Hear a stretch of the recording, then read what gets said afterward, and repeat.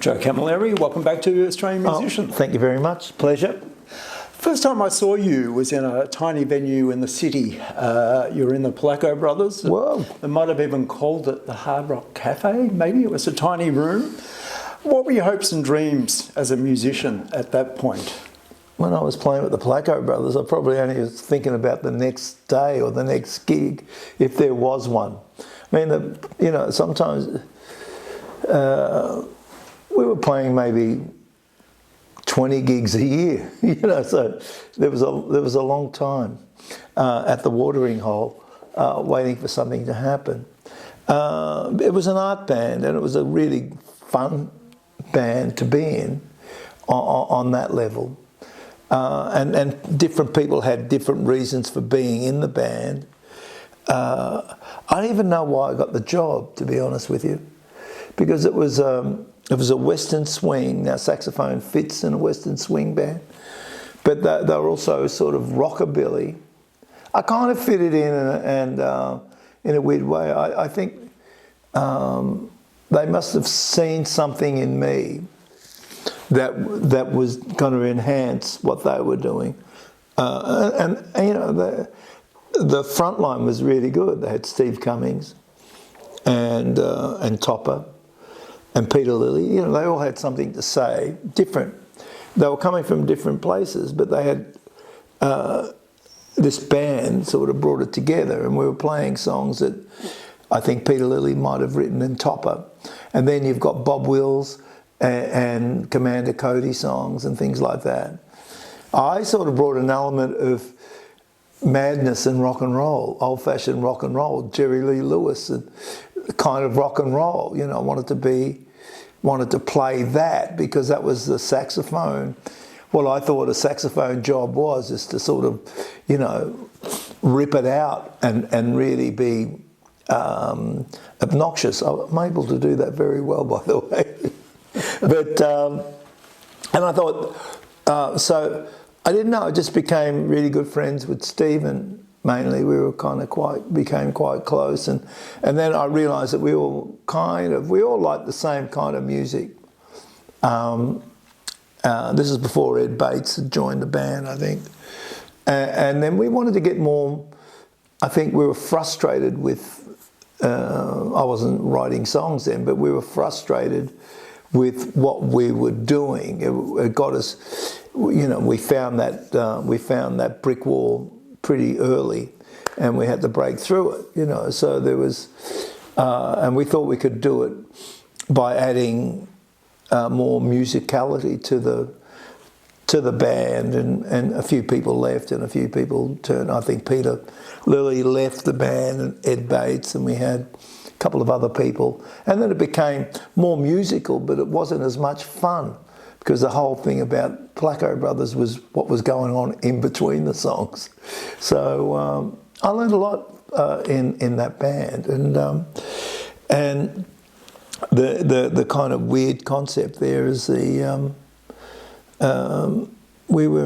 me and Stephen were we were going to start a band together, but we ended up, we went for this audition that sort of changed both our lives. He decided that that's not what he wanted, and I decided that it was exactly what I wanted. So I ended up with a band called the Falcons, and he started a band called the Sports, Yeah, both great live bands. Great bands and pretty good songs too. Yeah. Do you remember the first time you heard one of your tracks on the radio? Yeah, I can remember. I can remember a lot of action, because I was getting. Don't Waste It. We had a top 20 album. Our popularity was really growing, but we just didn't have the right album. Even though I think it's a really good record, I think the title ruined it. But we had Security, and we had off that album we had a couple of other songs, Dancing Shoes. Really good. Dancing Shoes, Wayne Burt wrote, really great song. So that was on the radio a little bit. I thought when we did, but we were, it was that feeling where the live thing was bigger. So you thought what you were playing live was better than what you recorded, where in actual fact, we were just, it wasn't really true, you know. I think both ends of the stick had its own merits and disappointments. So when we released Loud and Clear, was a good understanding of what the band was, warts and all. And by the time we released that, Wayne had left the band, and we had got Tony and Wilber, and it was harder. It was tougher. It was more to the point. I think we, from a songwriter's point of view, I think we lost a really valuable asset. But for whatever reasons, Wayne couldn't cope, and hearing the Honey Dripper and The Girl Across the Street and a few other songs on that EP, it really felt like exactly what it was. It was a band that was unbridled. It really just needed a ringmaster, you know, and normally they put that on the lead singer, and I was anything but a ringmaster, you know. So if anything, I was the orange boy. So hearing the Honey Dripper on the radio was a real buzz for me, because I felt that by the time that record came out, Loud and Clear, we had recorded 2 albums, you know, and we were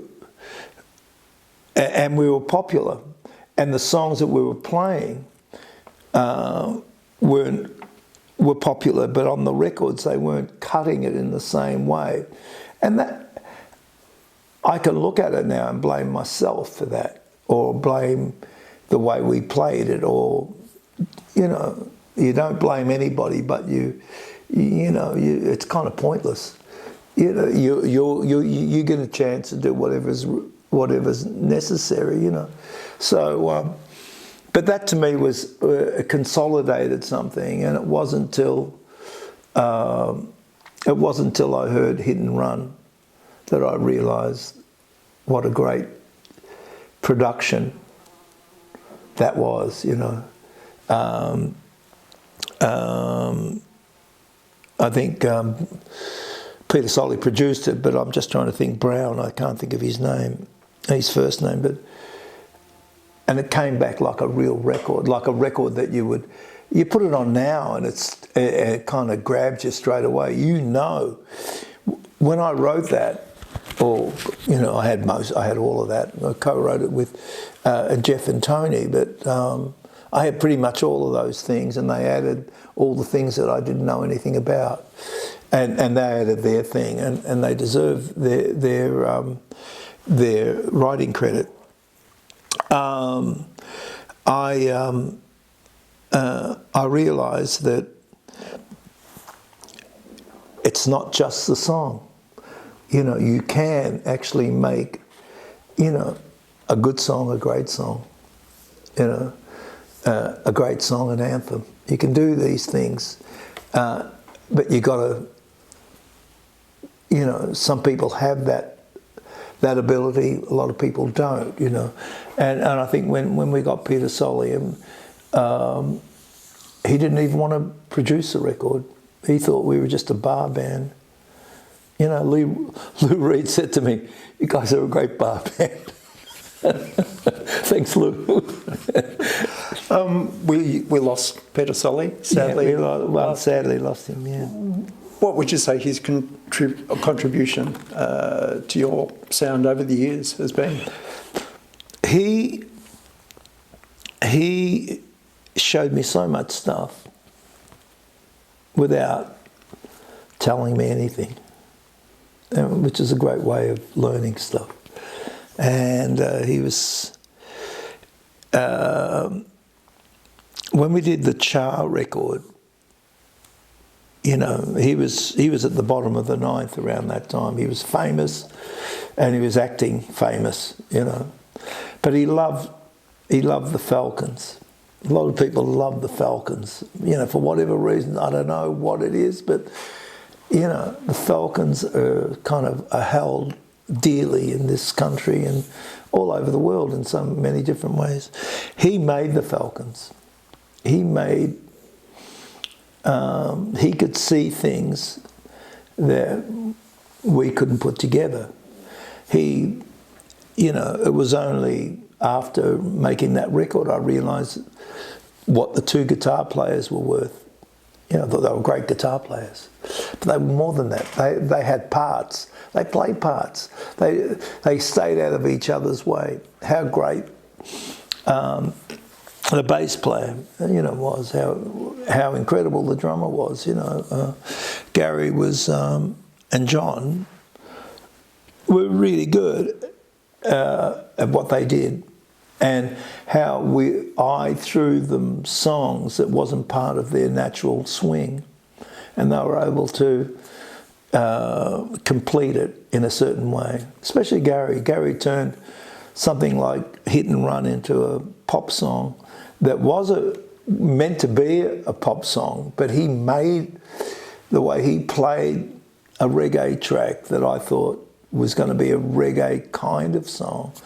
And if we go back to So Young, where I produced that track, what he did on that track, which it was, there was all kinds of different time changes and all kinds of different things on that song. It still has a good shelf life. And it's, strangely enough, I don't want to keep jumping on and off, but strangely enough, we recorded that with Peter Solly, and he didn't get it as good as I did, because I was weirder than him. But all those elements make the weakest link, and you're as good as the weakest link. So he was able to be a member of the band that was an overseer of everything, and when we got it right, it was really good. We had a disappointing, even though it went gold and everything, album after that. But then he came out and did the Char record with me, and he was a superstar. I was kind of, I was punching grain, and it was my last shot, I thought, with Mushroom Records, and I didn't have a band. I had just a bunch of songs, and he gave me, out of that, he unravelled Taxi Mary, which was a really big hit, and the way that he rearranged Walk On By, I thought I can put those songs on and listen to them today. Yeah. The Melbourne's live scene was very vibrant back in the day, and you played so often. Do you think the Falcons would have been the same band if they were playing today, or starting out today?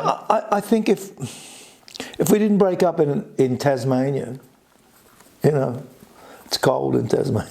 It was in winter. If we didn't break up in Tasmania and had a year off, I think the Sorrows wouldn't exist.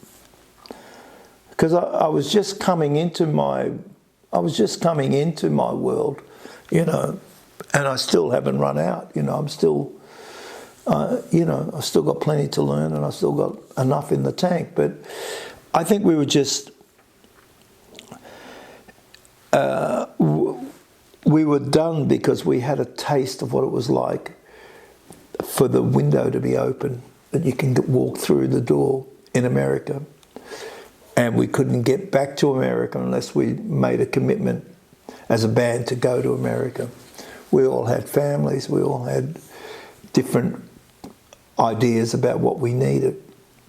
And so from doing 300 shows a year, you're just exhausted. You can't do that. You can keep, I'm now, let's say, I was like 15 years and 300 shows a year. From the, or maybe not a lot, at least 10 years anyway. So you just kind of think, and you get sick of each other complaints, and we were probably not making the money that we should have been making, and not seeing any of that and all the things that go with that. That's another story for another time. But if you got, I thought, oh, well, you know, it was a good ride. Let's say good night. Yeah. You've had so many bands, the Falcons, Revelators, Bakelite Radio, the Sorrows. How do you decide it's time to dust one project down and start it up again? Well, I don't. I mean, I've got parallel. I recorded a Bakelite Radio record with The Way We Do Business. So that's finished as well. That's ready for a release. I think I need these things. I think one gives you an opportunity to sort of park something, push it aside for a little bit and come up with something else and say, oh, this is cute. You know, this won't fit anywhere, but it'll fit on the Bakelite Radio record and it'll work well, you know. I always think the Bakelite Radio records are for people that are cleaning. Cleaning their houses and washing the dishes and cooking.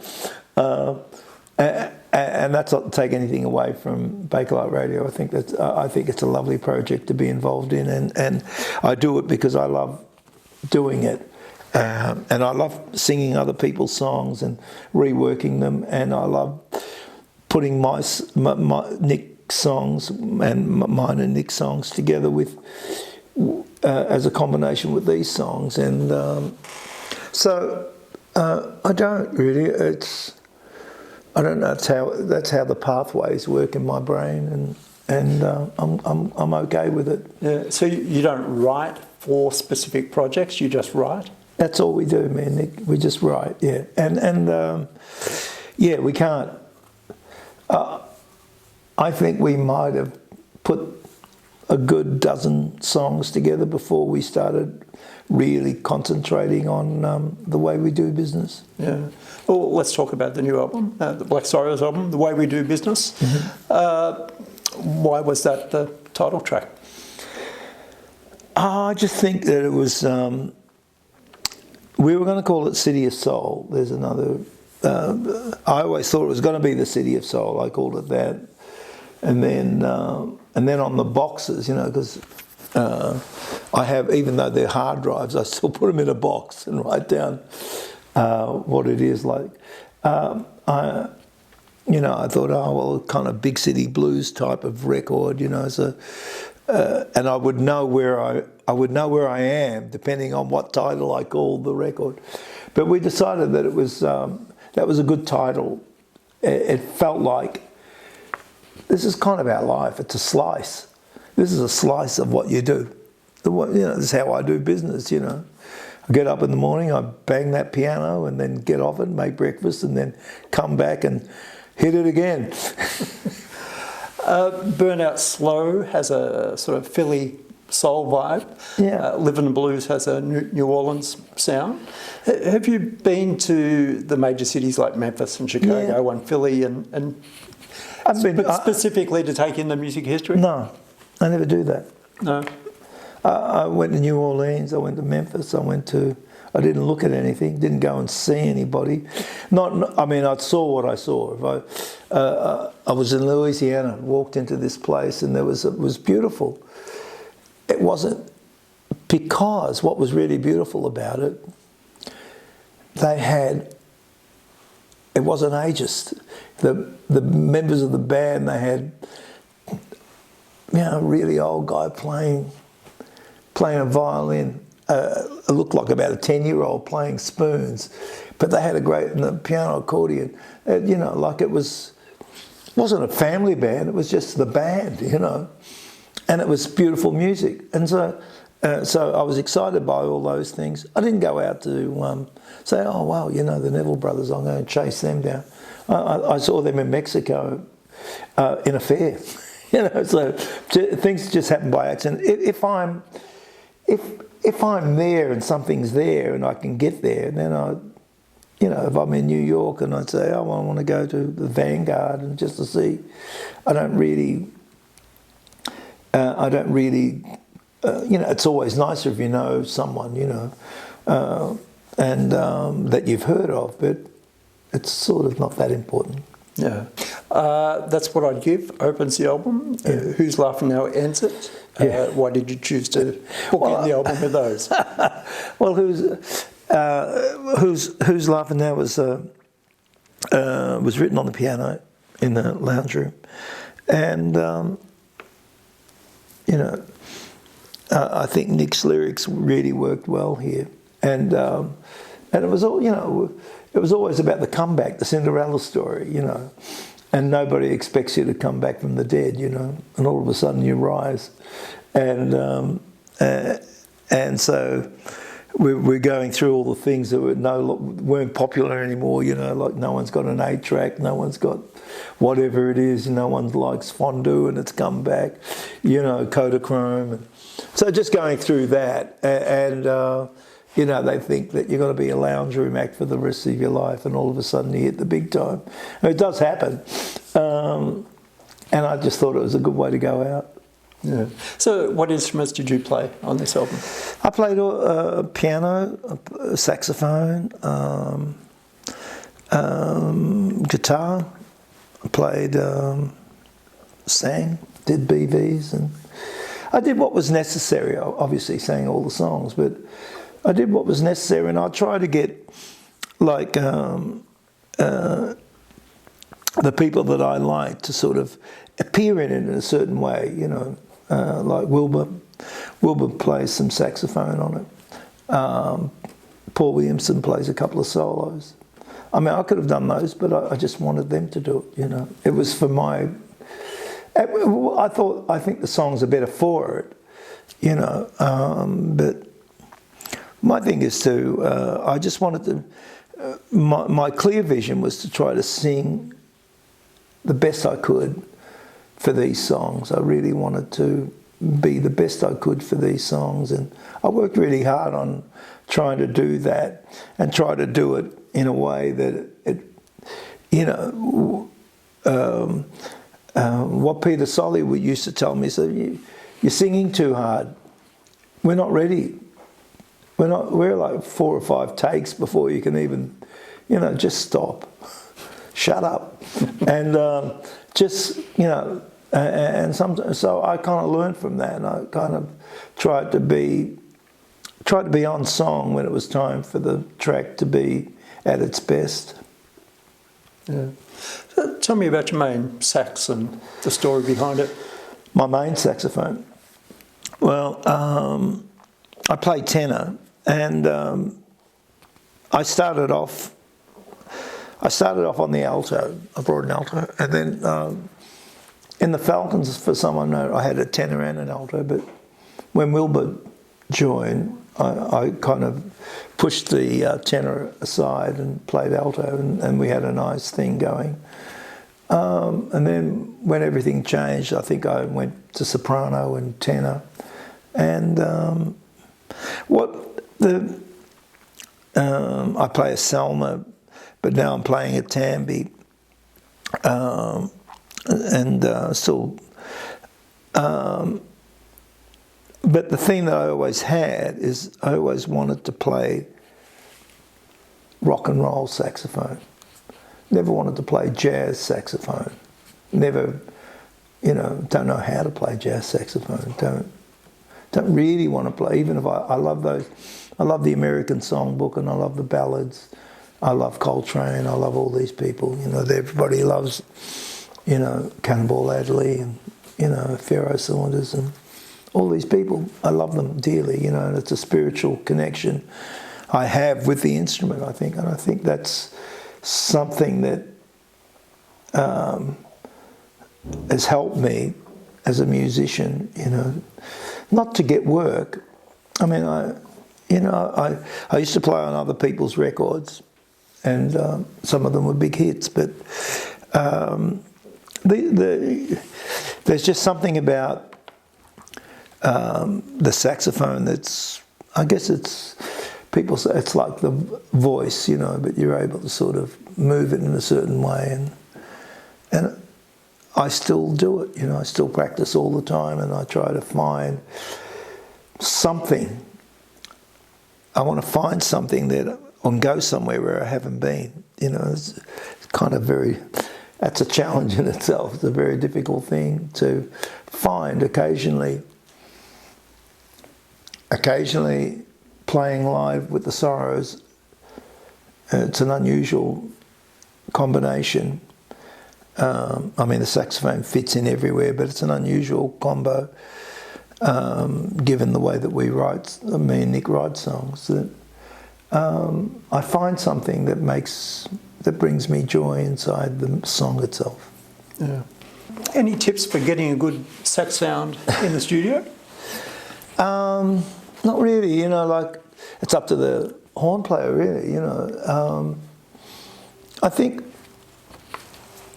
it depends on what the song is too, you know, like some people change their reeds, you know.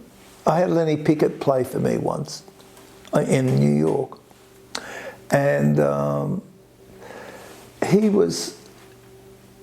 he came in, he got a glass of water and he put a reed inside it and just let it sort of rest there. He said, play the track. We started talking about Junior Walker, you know,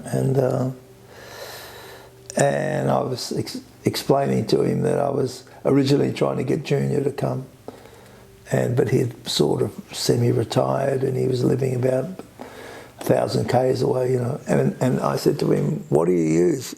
And he just said, depending on what mouthpiece I use." And I just sort of figured, well, he's listening to the track. He's got a reed. Puts the reed on. I don't know what he had actually. I don't think he had an auto link. And I was talking about the auto links and things like that. He says, yeah, he's kind of moved forward from that. He went in there and cut it in one track, and he says, "I like you, I'm going to give you another take." Gave me 2 takes. And they were both incredible. So, you know, the thing that I do sometimes, if I want to get a really beautiful big tone without a lot of push, I normally go for a lighter reed so I can manufacture the sound. It's all about sound, really, and how you hear the sound. But sometimes you're kind of also trying to fit into the track, you know, and you say, "Oh, that just sounds really sexy." I'm not, you know, it's a Ben Webster kind of feeling or something like that. Something we were chatting about before we started filming. How has technology changed the way you record, and do you like modern day recording? Well, I think there's, you know, I like old-fashioned recording, but I can see why people want modern recordings, because it kind of makes you a little bit lazy. You can come back to something, you can park something, and you can park it forever, come back to it. And I mean, that's how I do my demos. I say, "Oh, can't be bothered playing the bass.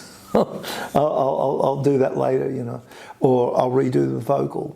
You know, I think when there's more to lose, you have more at stake. With the track, you're more in tune with what you want to do. If you only got one shot, that's why live is great, and that's why I wanted to record the way that we've been recording like this for forever, really. But where we're all in control of our own destiny. You know, as a producer, the hard thing is, as a ringmaster, for this record, was to sort of, I'm excited, right, by the song, because Nick and I have written the song, and now I'm seeing it come. We're listening to it, and so you're not listening to it as a producer, or you're just listening to it, and so you need the drummer to tell you, unless it's obvious, "I can do better."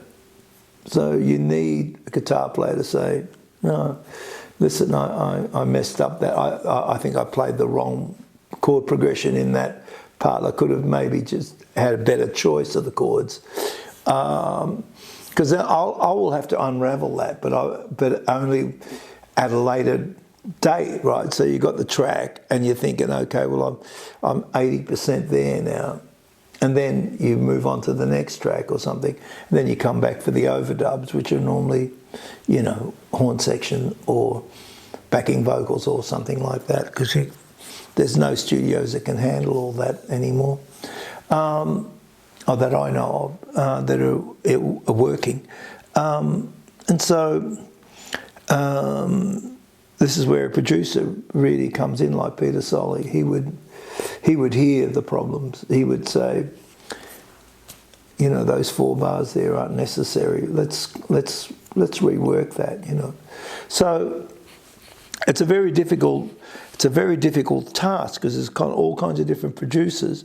But if you're a musician, if you're part of the band and you're the producer, it becomes really a more difficult situation, I reckon, to sort of have that, you know, under your hat, because you finish the track and you think, oh well, I've got a good take. Everybody's waiting for you to go to the next song, and so you're under an incredible amount of pressure and saying, oh, and the bass player might say, oh, look, you know, can I come back and fix that? And you've got to mark that or write it down. You've got to mark it. Oh. But then if you change that, this is the whole thing, you change one thing, you're in the process of changing everything. Yeah. To a degree, you know, within reason, you know. There are a couple of Falcons on the album, Tony Faehse and Jeff Burstin. And Wilber. And Wilber, yeah. Yeah. Why did you bring those guys on board for this project? I think City of Soul was the song that made me want to do that. I wanted to, originally Peter Solly was going to come down to do this, you know, he got ill. But when that song popped up, I said, I could have written this in 1980. You know, this is sort of, where did this come from? Why is it appearing, you know, 30, 35 years later? Why is this appearing here? I haven't written a song like that for a long time that has that kind of emotional connection sonically. Lyrically, it's kind of very sorrows, but sonically it's kind of falconish. And I said, well, why don't we just get Tony and Jeff, you know? And I already had, as I said, demoed this. And I had the horns. I did all that myself. And so I got Wilber to come in. That was just kind of like a reunion, really. Me and Willie had to play the horns later, but I just thought, if John was alive, I would have had him on as well. It was kind of like a little tribute to that band. Yeah. Are you good at saying an album is done and let it go? No, I'm not good at that. I think there are times when you have to let go. You just got to say, you know, like, just stop. It's could I have done these songs any better? I don't know about I think the recording of these tracks are really high standard, and I think the production is high standard. Could I have done it better? Absolutely. You know, how? I don't know. Did I put too much in it? I don't know.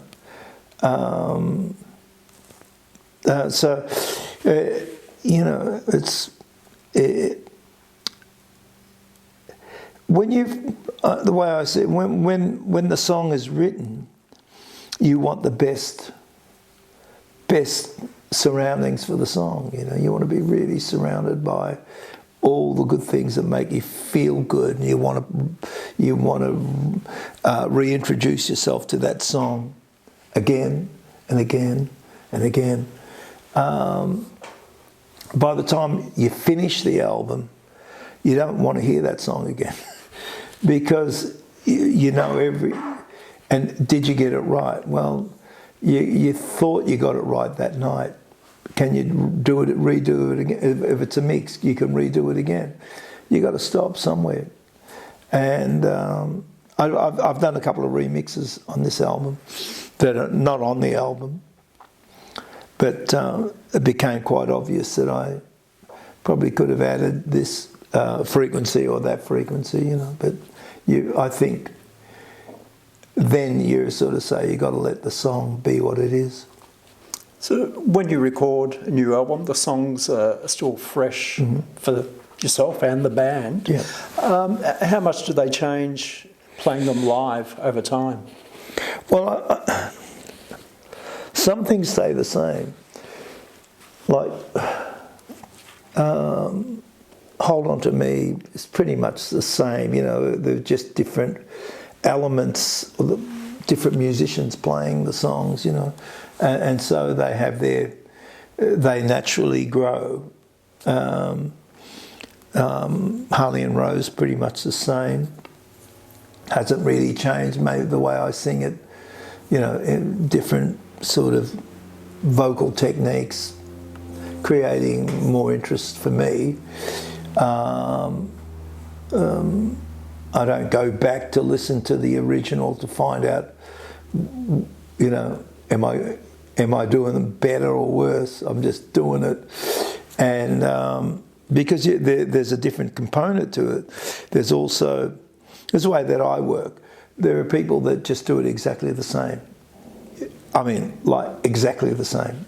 They've worked it. That's it. That's the end of that song. That song doesn't exist in any other form. I tend to not want to do that. I tend to look for something that'll make me smile, you know. So I don't. But there are some songs that just keep shifting. I don't know if it's because they were never bolted down in the first place. I don't know. Yeah. Are you taking the album out live, doing a tour? Yeah. We're already playing some of the songs. When you have you know, if you can call it a body of work, I don't know what you would call it. If you've got a bunch of songs that are popular, and people love those songs, it really becomes difficult to replace those songs. But they want you to replace them, but you've got to replace them with something better than for them, you know, so they can latch on to. So, and they'll give you 3 songs in a 2-hour set. You've got 3 songs. It doesn't matter if Jesus, Paul McCartney, you know, Mick Jagger, it doesn't matter. If they don't know it, all the cameras come down. Yeah. One of the gigs I see is a New Year's Eve gig in Wangaratta. Yeah. I was talking to Dave from Hoodoo Gurus about New Year's Eve gigs, and he said that the band tries to avoid them. Have you had any memorable New Year's Eve gig experiences? Yeah, you know, like we used to do 2 a night. We used to do one before New Year and then do the New Year's Eve gig, you know. So when John Farnham would, for about 3 or 4 years, would always have the Sorrows. I think he had a soft spot for the Sorrows, and we would play the early spot. He would do New Year's Eve somewhere, you know, in front of 10,000 people or something, you know, somewhere. And then we would get, it was great for us because they put us in limos and take us to the seedy part of St Kilda, and we're knocking New Year's Eve down, you know, counting it down. I can understand. I don't have a love affair with New Year's Eve, you know. There's a day off. I'd rather have that off than any other day. And though this is the thing about New Year's Eve, the other side of the coin is if you're working, you're not going to some dumbass party, you know. Just so you say, oh, I'm working, man, you know, and it's just like another day. But look, you know, you just take it because it's work, and it gives you an opportunity to be with your friends on a special evening, and you know, normally their partners are there, and you know, if you're 10,000 miles from home, it gets a little bit frustrating, I guess, you know. So what's next for Joe Camilleri? What's planned for 2025? Staying alive is a good one. I think more of the same, really. You know, it's a never-ending tour. I just hope I'm healthy enough to be able to do the things that I really appreciate. I'm sure every artist you've spoken to will say that they feel the same about respecting what they do. They love what they do. And it's a privilege. You know, it's a privilege for me to play and keep on learning things and to do it with a lot of joy and you know, and grace, because they're the things that get you through all the shit bits that you have to go through. You know, playing, it's not easy. It's easy if you just, you know, I've got a gig in a couple of weeks down the road. You know, that happens maybe once every 2 years. I can come home after the sound check. You know, so there's a lot of hanging around. There's a lot of things that you don't really want to be associated with. You know, everybody's punishing you, from the parking at the airport to sort of trying to get through to even catch a plane. It's kind of like, you know, it's full of all kinds of different things, you know, that you don't want to be associated with, you know, just taking your belt off, then trying to put your belt back on at the other end. That drives me crazy. Yeah. Well, Joe, the Black Cyrus album, The Way We Do Business, is out now. It's a fantastic album, and it's been great to chat with you. Oh, thank you so much. I appreciate it. Thank you.